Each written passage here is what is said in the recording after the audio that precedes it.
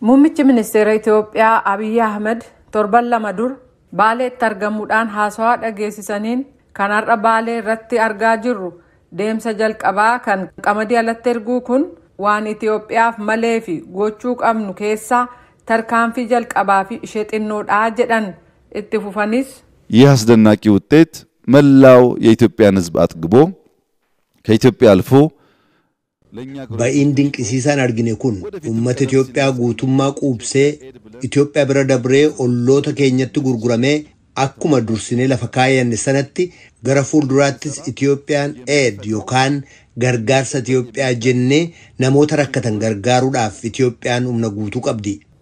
Gama kaaniin caffeen Oromiyaa dhiyeenya kana yaa'ii gaggeesse irratti pireezidaantiin mootummaa bulchiisa naannoo Oromiyaa obbo Shimallis Abdiisaa gabaasa dhiyeessaniin oomishni qamadii kan bonaaf gannaan gaggeeffamerraa bu'aa guddaan argamuusaa mirkaneessanii galmee seenaa haaraa kan qamadii gara biyya alaatti erguutti tibbana jalqabamuu ibsanii jiran itti fufanis oomishaaf oomishtummaa qonnaa guddisuuf hojii hojjetamaa jiruun wabii midhaan nyaataa mirkaneessuuf akkasumas akka biyyaatti qamadii gara biyya alaatti erguuf sochii taasifamaa jiruun milkeessuuf tattaaffiin hooggansi hojjetaa misoomaa hawaasni keenya hundaa ol taasisaa jiruun jajjabeessaa yommuu ta'u carraa kanaan qaamolee halkanii fi guyyaa dhamaatanii galmee seenaa haaraa qamadii biyya alaatti erguu tibbana calqabame keessatti gumaachitan hunda maqaa mootummaa naannoo Oromiyaatiin guddaa galatoomaa ulfaadhaa isiniin jechuun barbaada. Kanarraa ka'uudhaan hojii oomisha qamadii kanarratti itti gaafatamaa waajjira qonnaa Oromiyaa akka ta'an obbo Geetuu Gammachuu gaafadhee akkasnaan jedhan. Dhimma inisheetivoota qonnaa taphatamanii deematoo jiran bu'aa guddaa buusaa jiraachuu isaanii achi keessatti immoo hojiin misooma qamadii bonaanis gannaanis hojjetamaa ture. Kunis hojii baay'ee abdii guddaa biyya kanaa kennee fi gara fuulduraattis cimee dhufuu akka qabu bara kana hojiin ekspoortiidhaan ol qabatee keessumaa misooma qamadii irratti baay'ee jijjiiramni guddaan dhufaati kan jiru.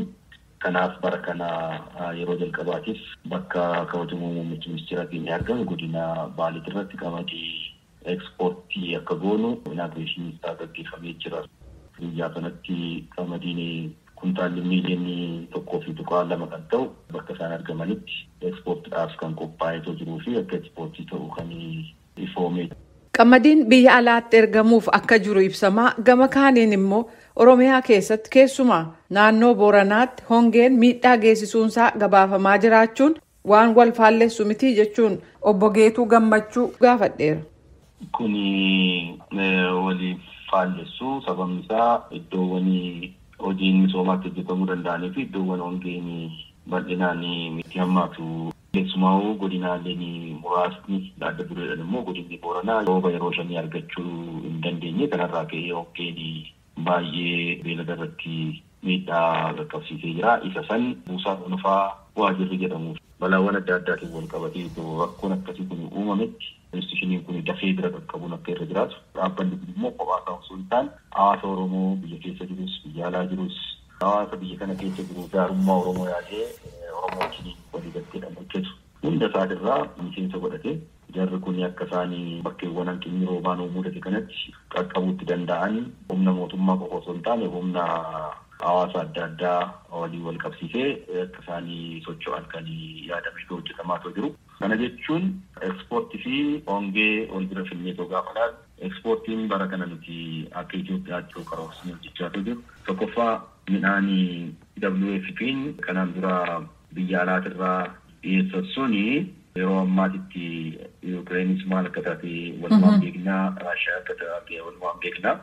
Midhaan as Itoophiyaa keessatti ekspoortii goonu kun WFP'dhaaf dhiyaatee WFP'n deebisee iddoowwan hanqinni roobaa itti jirutti keessumaa kan akka Booranaa amma katkaasaa turte kutaawwan biyyattii Affaar keessatti Tigraay keessatti iddoo adda addaa irratti bakkee hanqinni jiru kanarratti deebisee bitee biyyuma kana keessatti kan iddoowwan rakkoon jiru kan dhiyaatu jiru. Kun nuuf advaanteejii guddaa lama qaba. Tokkoffaa kaansiidhaan wal qabatee bittaan kun gurgurtaan kun kan raawwatu doolaaraan waan ta'eef akka ekspoortiitti lakkaawwameef doolaarri kun sharafa biyya alaa bakka buusuu keessatti iddoo guddaadha kan nuuf qabu.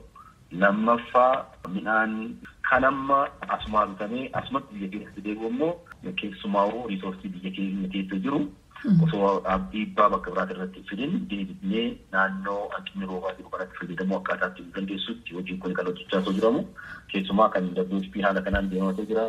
World Bankiin bittaa ministeera faayinaansii wajjin walii galtee galanii jiran isaanis kan bitanii kanaaf taanee walii galaa warreen kanarraa dhiyaachaa jiru yeroo ammaa itti gara kuntaala miliyoona 2 kan ta'u gaafataati kan jiranii.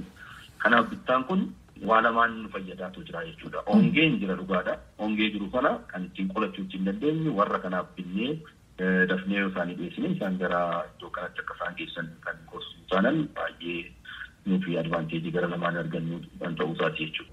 Amma kan karoorfamee jiru isa biyya keessatti oomishame jaratti gurgurtanii doolaara mootummaan irraa argate isaan immoo irra rakkateef raabsuu jechaa jirtu sen.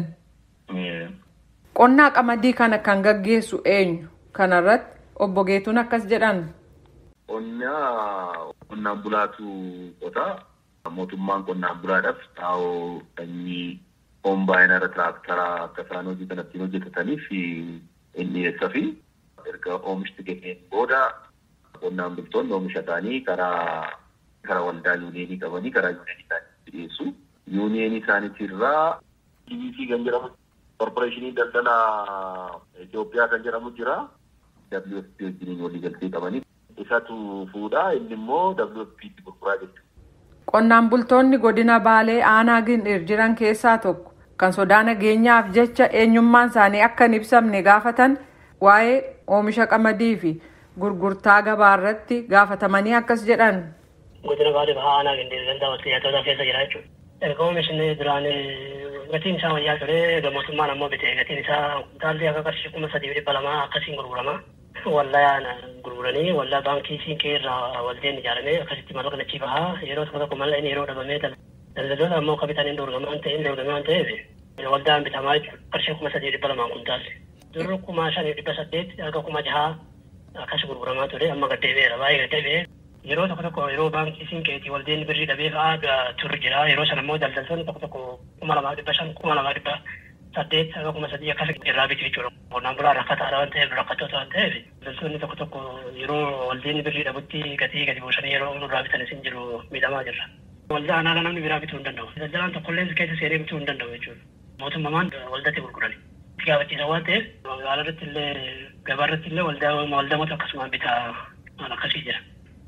Meeshaa hunda gatiin deebi'ee gaarii ture. Wanta qamadiin qofti gad deebitee immoo waan akka saamunaa waan akka boqolonii harcee midhaan warshaa akka biraa gatiin isaa ol kaa'aadha gadi hin deebine akkasitti jireenyi qaalee uummanni jiraachuu dadhabee rakkoo keessa jira rakkoo ammataa keessa jira garasitti. Gurgurtaa gabaa kan ilaaleen komee qonnaan bulaan kun dhageessisan irratti obbo Geetuu Gammachuu gaafadheera. Gabaan kun gabaa bilisaati. Daldalaan isin bitaa, waldaan isin bitaa, daldalaan gosa adda addaatii kan ekspoortii godhuun jira kan jimlaa immoo achumatti biteetoo daldaltoota ekspoortii godhaniif dhiyeessanii jiranii. Daldaltoonni kun qonnaan bulaa biratti gabaa adda addaa keessatti silaa ka'umsa qonnaan bulaan gurguruutu irra jiraata.